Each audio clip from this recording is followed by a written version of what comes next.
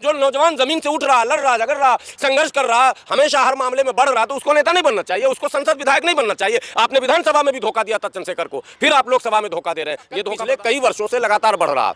जितने भी मामले हुए भारत के अंदर एट्रोसिटी में, चाहे एससी के ऊपर एट्रोसिटी हो, चाहे माइनॉरिटी के ऊपर एट्रोसिटी हो, चाहे ओबीसी के ऊपर एट्रोसिटी हो, चंद्रशेखर वो पहले नेता हैं जो घटना स्थल पर पहुंचते। भाई तेजस्वी यादव कर रहे हैं, पप्पू यादव जैसे दबंग नेता को गठबंधन से बाहर रखा गया है। महाराष्ट्र में भी खेल कर एक सीट आप नहीं दे सकते। क्या तमाशा है भाई? क्यों साथ में लेके घूम रहे थे? क्यों मीटिंगें कर रहे थे? क्यों गठबंधन की बात कर रहे हैं? कांग्रेस जैसी पार्टी से आप गठबंधन कर सकते हैं जिसका हम लोग घोर विरोध करते हैं, और आप आजाद समाज पार्टी को एक सीट नहीं दे सकते। विनती कर सकता हूं कि बहन जी, कम से कम आप ही चंद्रशेखर जी को सपोर्ट कर दीजिए, वहां से प्रत्याशी मत उतारिए, नहीं तो सिंबल में दे दीजिए, मना कर, मामला ही खत्म।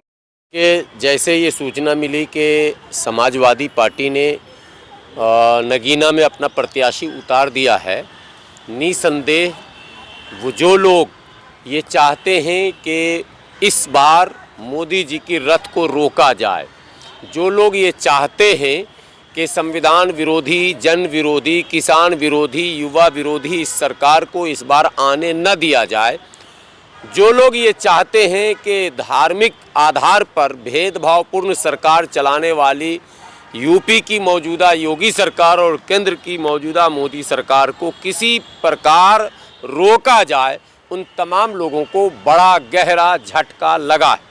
माननीय अखिलेश यादव जी जहां भाषणों में पीडीए की बात करते हैं और जहां ये कहते हैं कि इस बार यदि इस सरकार को उखाड़ कर नहीं फेंका गया तो संविधान का बचना मुश्किल है, तो ये किससे वो कहते हैं?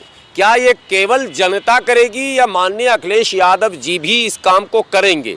सिंपल सी बात है, जहां भारतीय जनता पार्टी जो पूर्ण बहुमत की सरकार चला रही है, जिसे किसी के सहयोग और समर्थन की कोई ज़रूरत नहीं है, 300 प्लस सीट, उसके बावजूद अखिलेश यादव जी, आप ज़रूर सुनना है उसको, हालांकि आप बड़े मझाए नेता हैं, लेकिन एक बार सुन लेना, क्या पता, और नहीं सुनेंगे तो नगीना आके हम सुनाएंगे, घबराने की ज़रूरत नहीं है। हम लोग किसी पार्टी, किसी नेता के गुलाम नहीं, उसूलों के गुलाम हैं। तो जब भारतीय जनता पार्टी, जिसको किसी के सपोर्ट की ज़रूरत नहीं है, 300 प्लस सीटें उनके पास हैं, 10 साल का एक्सपीरियंस है, 10 साल का माल है कमाया हुआ, सारे नेताओं के पास, उनके सारे उद्योगपति उनके साथ हैं, इलेक्ट्रल बॉन्ड का फंड उनके पास है, उसके बावजूद प्रधानमंत्री जी अमित शाह जी और नड्डा जी लगातार छोटे छोटे दलों को, उन दलों को भी जो वैचारिक रूप से बिल्कुल इनके विपरीत हैं, मैं कैमरे पर कह रहा हूं, ऐसे दल एक तरफ ये कहते हैं मैं राम राज लाऊंगा, हिंदू राष्ट्र बनाऊंगा, राम मैं कर दूंगा, दूसरी तरफ भगवान राम को गाली देने वाले नेता को भी अपने गठबंधन का हिस्सा बना रहे हैं। ऐसा एक नहीं, कई राज्यों में देखने को मिल गया। छोटे छोटे दल जिनका कोई आधार नहीं है, उसको भारतीय जनता पार्टी पकड़ रही है, सीटें दे रही है, और जिनकी कोई औकात नहीं, एक भी लोकसभा सदस्य नहीं, वो जो है वो साथी, वो योद्धा जो साथ ही रहा है, हर दुख सुख में चंद्रशेखर जी अखिलेश जी के साथ रहे। अखिलेश जी, आपके पास सांसद कहाँ पर है? जरा उत्तर प्रदेश में ढूंढ के हमको दिखाइए, कहाँ पर है? कहीं कुछ नजर आ रहा है क्या? क्या है आपके पास? सिर्फ ये टोपी और दाढ़ी वाले का सपोर्ट है, कुछ भी नहीं है, nothing, zero, zero minus zero. आज मुसलमान हाथ खींच ले, अखिलेश यादव चौराहे पे अकेले खड़े नजर आएंगे। आपने अखिलेश को एक सीट, क्या कहते हैं, चंद्रशेखर जी को एक सीट आप नहीं दे सकते? क्या तमाशा है भाई? क्यों साथ में लेके घूम रहे थे? क्यों मीटिंगें कर रहे थे? क्यों गठबंधन की बात कर रहे हैं? कांग्रेस जैसी पार्टी से आप गठबंधन कर सकते हैं जिसका हम लोग घोर विरोध करते हैं, और आप आजाद समाज पार्टी को एक सीट नहीं दे सकते? क्यों? इसका मतलब आप मोदी जी को हराना नहीं चाहते। आपके स्वर्गीय पिताजी ने कहा था, मेरा सपना है, मेरा अरमान है कि मोदी ही प्रधानमंत्री रहे। मैं कहना चाहता हूं कैमरे पर, अखिलेश यादव का भी सपना और अरमान है कि मोदी ही प्रधानमंत्री रहे। अखिलेश अगर चाहते तो उत्तर प्रदेश की कम से कम 50 सीटें गठबंधन जीत सकती थी, मगर यहां तो मनमानी है, और ये मनमानी सिर्फ उत्तर प्रदेश में नहीं है, बिहार में भी इनके भाई तेजस्वी यादव कर रहे हैं। पप्पू यादव जैसे दबंग नेता को गठबंधन से बाहर रखा गया है।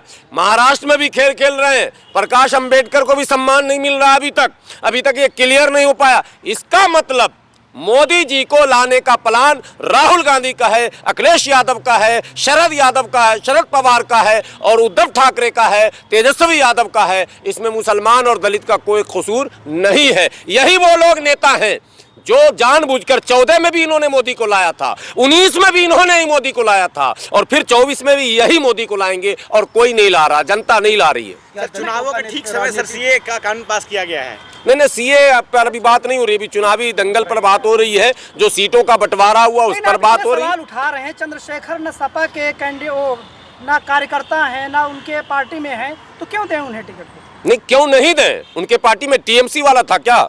भदोही क्यों दिया? टीएमसी से कैसे गठबंधन हुआ? सवाल, जब टीएमसी इंडिया अलायंस का पार्ट नहीं है, टीएमसी इंडिया गठबंधन में नहीं है, कांग्रेस को 100 जूते वहां जो है दीदी मार चुकी है। अधीर रंजन चौधरी के सीट पर वो कौन पठान है भाई? खिलाड़ी इरफान का भाई यूसुफ पठान।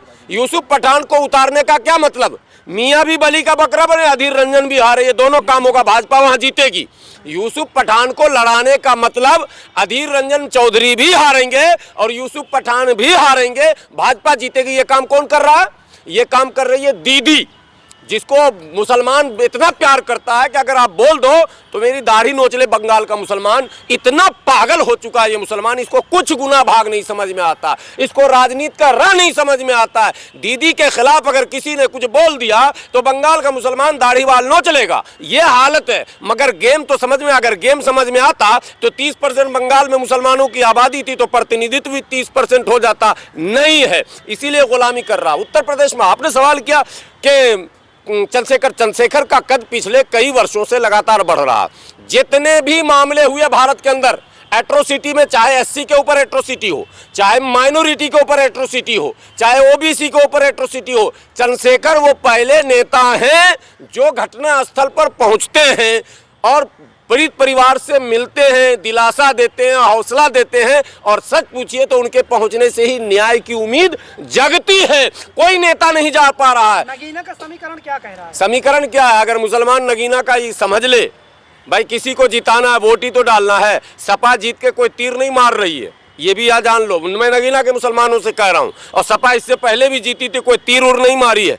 ना आजम खान को बचा पाए, ना अतीक को बचा पाए, न मुख्तार को बचा पाए, न मदरसे पे बुलडोजर को बचा पाए, न मस्जिद पे बुलडोजर को बचा पाए, न मुजफ्फरनगर दंगे पीड़ितों को न्याय दे पाए। उसी अखिलेश की दीवानगी अगर आपकी है तो आपको मुबारक हो, दीवानगी, बुलडोजर ही मिलेगा आपको। अखिलेश को वोट देकर बुलडोजर ही मिलेगा। मैं अखिलेश का विरोध नहीं कर रहा हूं, मगर मैं कह रहा हूं, देखिए अगर अखिलेश ने चंद्रशेखर को नीचा दिखाने की कोशिश की तो यह अखिलेश की पॉलिसी बिल्कुल भारतीय जनता पार्टी को के सपोर्ट में जाएगी। अच्छा, इंडिया टीवी का सर्वे आया, उसमें बीजेपी जो है 78 सीट जीत रही है, इंडिया गठबंधन 2 सीटें। नहीं, वो इंडिया टीवी वाला मिस कर गया 2 सीट, वो 80 के 80 जीत रही है। 543 सीट भारतीय जनता पार्टी जीत रही है। मैं तो कहता हूँ चुनाव आयोग भी खत्म कर दिए, चुनाव भी खत्म कर दिया। अभी 400 था, टीवी वाला जोर लगा के उसको 500 पार करवा दिया। अब तक भाजपा वाले 400 पार बोल रहे थे बेचारे, लेकिन टीवी वाला बोला नहीं सर बॉस आपने बहुत पैसे दिए मुझे, 400 में मजा नहीं आ रहा। आपके कहने मतलब कि अखिलेश यादव की दलित प्रतिनिधित्व पसंद नहीं है? नहीं, कहाँ पसंद है? नहीं, टिकट देंगे दलित को, गुलाम रहो, टिकट देंगे मुस्लिम को, गुलाम रहो। पार्टी अगर अपनी बना ली, चंद्रशेखर ने अपनी पार्टी बना ली, ओवैसी ने अपनी पार्टी बना ली, डॉक्टर अयूब ने अपनी पार्टी बना ली, बोले नेता बनने नहीं देंगे हम। ठीक है, एक नेता को तो बहन जी को तो झेल ही नहीं पाया, बहन जी को समाजवादी पार्टी ने झेला क्या?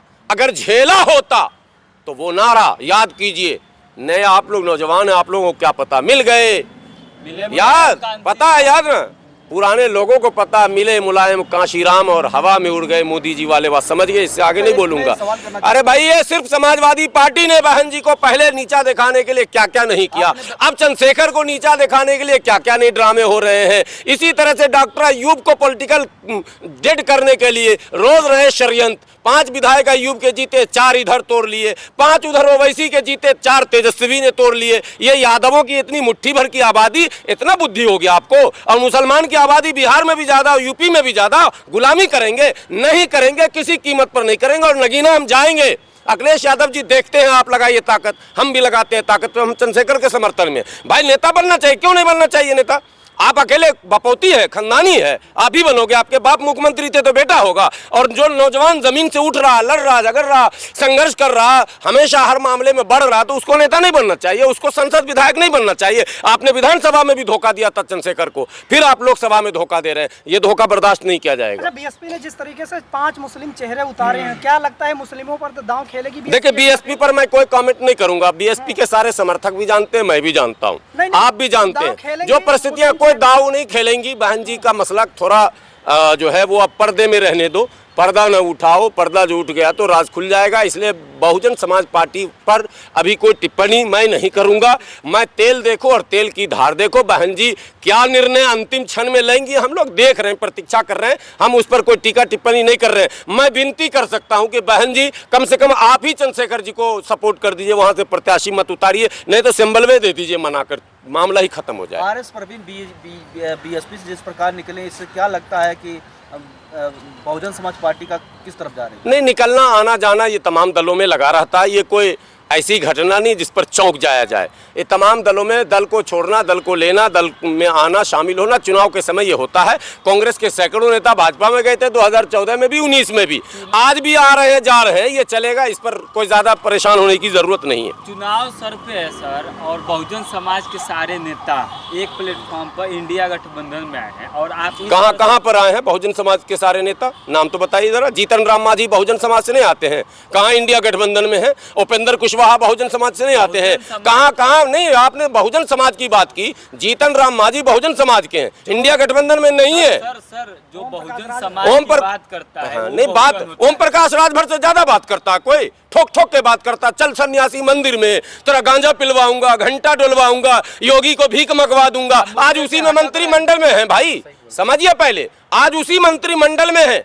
इसका मतलब क्या अखिलेश नाकारे हैं जो ओम प्रकाश राजभर जैसे नेता को भी नहीं झेल पाए? मैं यही तो कह रहा हूं, समाज में कोई नेता अगर बनना चाहता है, उसको नहीं। गुलाम सरवर को किसी ने झेला क्या? मैं अब अपनी बात कर रहा हूं, 12 साल से लड़ रहा हूं, नहीं, क्योंकि लीडरशिप नहीं। बस सिरेंडर कीजिए, जय अखिलेश, तय अखिलेश, अखिलेश बनेंगे मुख्यमंत्री, अखिलेश बनेंगे प्रधानमंत्री, अखिलेश बनेंगे राष्ट्रपति, अखिलेश बनेंगे, सब कुछ अखिलेश ही बनेंगे, अखिलेश बस। तब वो मिलेगा टिकट, तब मिलेगा राज्यसभा, तब। यही चीज तमाम दलों में है। मतलब गलत को भी सही कहना पड़ेगा। जो दिन को कहो रात तो हम रात कहेंगे, जो तुमको हो पसंद वही बात कहेंगे। यही आज की राजनीति का मामला बना हुआ है। लेकिन गुलाम सरवर सरीखे लोग इस तरह की बातों को नहीं मानते। हम दिन को दिन ही कहते हैं, रात को रात ही कहते हैं, सच को सच ही कहते हैं और झूठ को झूठ ही कहते हैं। नहीं जाना लोकसभा राज्यसभा में, लेकिन हाँ, जिस जाने की इच्छा रखते हैं, मैं ऐसे लोगों को चाहता हूं जो संघर्षवादी हैं, उनको जाना चाहिए। चंद्रशेखर जैसे लोगों को जाना चाहिए। मैं फिर कह रहा हूं, चंद्रशेखर जैसे लोगों को जाना चाहिए। इसलिए तमाम दल से मैं विनती करता हूं, चंद्रशेखर को हराने का षड्यंत्र छोड़कर चंद्रशेखर को जिताने का रास्ता निकालिए।